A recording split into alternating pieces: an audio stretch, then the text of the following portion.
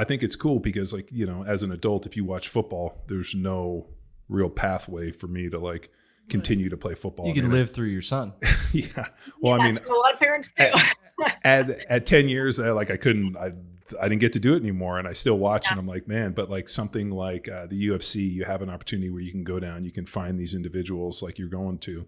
And like you said, 20 weeks, you can get into a fight and, you know, the age old Fight Club, like what do you really know about yourself until you have to, you know, you get punched in the face or have to drink your own blood. That's it right there. What do you know about yourself until you get into a fight? And it is just as applicable to women as it is to men. I know so many, like I used to, and still to this day, like I'll be on a plane and people ask what I do. And we eventually get to the point like, oh, wait, you fought? You don't look like a fighter. Or, you know, gosh, women all the time, gosh, I could never get punched in the face, or I could never take a punch, or I could never punch someone. And every time I'm like, yeah, you could. Trust me. Everyone has some degree of fighter inside of them. It can be harder to find in others. You might have to like dig it out and kind of peel away the layers, but everyone has the ability to tap into that side of themselves. And there is so much power in, not that you use it all the time, but being able to find that part of your psyche, that part of your brain, that part of your heart is like, it's a mind-blowing experience. I was not, you know, I didn't grow up fighting in the streets. I grew up in Overland Park. You've lived there. The main streets of Overland Park. Yeah, the main 133rd, 133rd and Knowles, where I lived. Yeah, exactly. And you know, I went to a Christian school. I went to church every weekend and every Wednesday, and I made great grades. And like, I played the piano. I am the last person that you would think of as an MMA fighter, but I think that's what attracted me to it, because I wanted to find out if I could do that, if I could be that. And I had an older brother who I would get pretty scrappy with, and like I had that little taste of, and I knew that as soon as someone got over on me, man, I would come back 10 times harder. Like I broke his nose with a headbutt one time when I was 5. So like I always had a little bit of something there. But it certainly wasn't life situations that brought me to MMA. It was the love of challenging myself and finding that part of my psyche was just an amazing journey.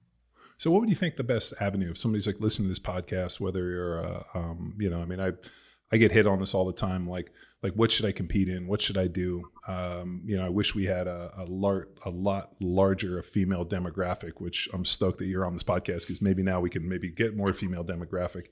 But a lot of that is like, how do you get started? I mean, it's as easy as, you know, go find the local place and whatnot. I mean, I'm lucky Todd White, you know, lives up the road from us, and there's some, you know, 10th Planet with Tate Fletcher. I mean, we have all these different resources, but for the person that might not have these resources, like, how do they start to listen to this podcast? And they're like, you know what? I always wondered about myself, you know, male or female, like, how do they get started? And more importantly, like, where would you direct them?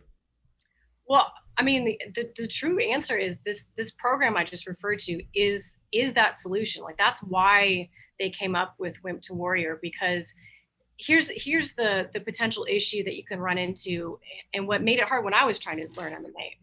A lot of MMA gyms are great gyms, but if you expect to walk in there and walk right into pro class and have an easy experience, like, it is not really designed to invite the weekend warrior, the accountant. Like, it's kind of designed like, oh, you better be here to fight, or we're going to fucking beat it out of you and you're never going to want to come back. A lot of gyms are that way. And it needs to be that way, honestly. Sure. If you want a career in fighting, you have to be able to do that.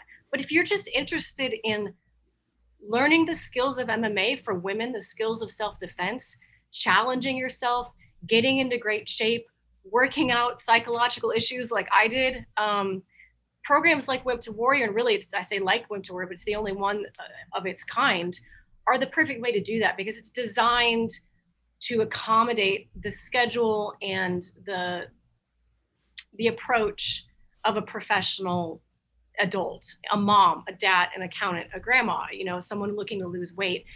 It's not where you're going to get thrown in there as a white belt and people are just going to beat your ass for 2 years until you finally figure it out. It's organized in a way where you learn the skills at the right time in the right order. And when you're ready, and if you're ready, then you get the opportunity to truly challenge yourself in that graduation moment and have an amateur fighting